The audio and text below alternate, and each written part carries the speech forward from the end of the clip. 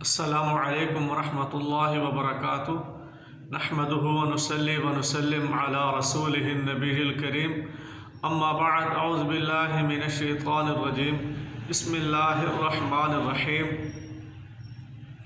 آج میں آپ کے سامنے دعائے قنوت بیان کروں گا اور انشاءاللہ آج ہم اس دعا کی گہرائی کو سمجھیں گے۔ یہ بات یاد رکھیں، دعائے قنوت صرف نماز وتر کے لیے خاص نہیں ہے۔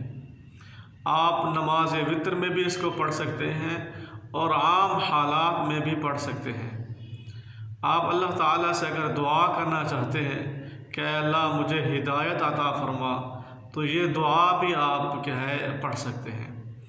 اسی طرح آپ کو یہ بھی معلوم ہونا چاہیے، اگر آپ مشکلات میں ہیں، مشکلات میں، مصیبتوں میں پھنسے ہوئے ہیں، تو یہ چاہتے ہیں کہ اللہ تعالیٰ آپ کو نجات عطا فرمائے، تو یہ دعائے قنوت آپ ان حالات میں بھی پڑھ سکتے ہیں۔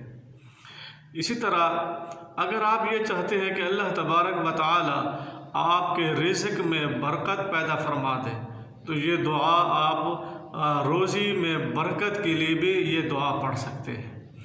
مطلب اس دعا کے اندر جو ہے بہت ہی گہرائی ہے۔ آپ جب اس کو پڑھیں گے، اس کا معنی اور مفہوم سمجھیں گے، انشاءاللہ یہ بات آپ کو سمجھ آ جائے گی۔ یہ بھی بات آپ کو یاد رہنی چاہیے کہ یہ دعائے قنوت حضرت حسن بن علی رضی اللہ تعالی عنہ سے روایت ہے۔ انہوں نے نبی کریم صلی اللہ علیہ وسلم سے سیکھی تھی، اور حضرت حسن بن علی رضی اللہ تعالی عنہ یہ اہل بیت میں سے ہیں۔ آئیے وہ دعا پڑھتے ہیں۔ عن الحسن بن علی رضی اللہ تعالی عنہ قال علمنی رسول اللہ صلی اللہ علیہ وسلم کلمات اقولہن فی قنوت الوتر۔ حضرت حسن بن علی رضی اللہ تعالی عنہ سے روایت ہے، کہتے ہیں کہ مجھے رسول اللہ صلی اللہ علیہ وسلم نے کلمات سکھائے، اقولہن فی قنوت الوتر، کہ میں ان کلمات کو وتر کی نماز میں پڑھوں۔ آپ صلی اللہ علیہ وسلم نے یہ دعا سکھلائی ہے۔ پہلے میں آپ کو عربی الفاظ جو ہے پڑھ دیتا ہوں، اس کے بعد پھر اس کا ترجمہ پڑھیں گے۔ نبی کریم صلی اللہ علیہ وسلم نے یہ دعا سکھلائی، اللہم اہدنی فی من ہدیت وعافنی فی من عافیت وتولنی فی من تولیت وبارک لی فی ما اعطیت وقنی شر ما قضیت فإنک تقضی ولا یقضى علیک انہ لا یذل من والیت ولا یعز من عادیت تبارکت ربنا وتعالیت۔ یہ دعائے قنوت ہے۔ آپ اس کو زبانی یاد کریں اور اس کو وتر میں پڑھا کریں اور عام حالات میں بھی اس کو پڑھا کریں۔ آئیے اس کا ترجمہ جو ہے وہ سمجھتے ہیں، اس کی گہرائی میں جاتے ہیں۔ اللہم اہدنی فی من ہدیت، اے اللہ تو مجھے ہدایت عطا فرما اور ان لوگوں میں شامل فرما جن کو تو نے ہدایت عطا فرمائی ہے۔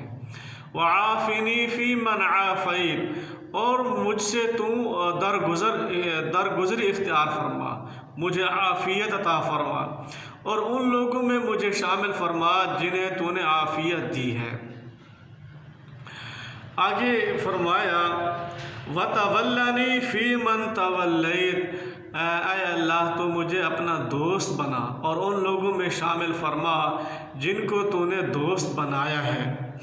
وَبَارِكْ لِي فِي مَا أَعْطَيْتَ، اے اللہ جو نعمتیں تو نے مجھے عطا فرمائی ہیں میرے لیے ان میں برکت عطا فرما۔ وَقِنِي شَرَّ مَا قَضَيْتَ، اے اللہ مجھے ہر اس شر سے محفوظ فرما جس کا تو نے فیصلہ کر دیا۔ فَإِنَّكَ تَقْضِي وَلَا يُقْضَى عَلَيْكَ، بے شک تو ہی فیصلہ کرنے والا ہے، تیرے خلاف فیصلہ نہیں کیا جاتا۔ إِنَّهُ لَا يَذِلُّ مَن وَالَيْتَ، اے اللہ جسے تو دوست بنا دے اپنا، اسے کوئی رسوا نہیں کر سکتا۔ ولا یعز من عادیت، اے اللہ جسے تو اپنا دشمن بنا دے، دشمن بنائے، اے اللہ اسے کوئی بھی عزت نہیں دے سکتا۔ تبارکتا ربنا، اے اللہ اے ہمارے رب تو بابرکت ذات ہے، وتعالیت، اور تیری ذات بلند و بالا ہے۔ دیکھا آپ نے کہ اس کا جو ترجمہ ہے بہت ہی اعلیٰ ہے، بہت ہی اہمیت رکھنے والا ترجمہ ہے۔ اسی وجہ سے ہم بعض دعائیں پڑھتے ہیں لیکن اس کے معنی کو اور مفہوم کو نہیں سمجھتے، جس کی وجہ سے ہمارے اندر خشوع اور خضوع وہ پیدا نہیں ہوتا، اور عاجزی ہمارے اندر پیدا نہیں ہوتی، اور ہم اطاعت اور فرما برداری سے بھی ہم محروم ہو جاتے ہیں۔ تو یہ بھی ہمیں سبق ملا کہ ہم جو دعا پڑھیں اس کو سمجھیں، اس کا مفہوم اور معنی بھی سمجھیں۔ اللہ تبارک و تعالی ہم سب کو یہ دعا یاد کرنے کی توفیق عطا فرمائے اور اس کا معنی اور مفہوم سمجھنے کی توفیق عطا فرمائے۔ وما علینا الا البلاغ المبین۔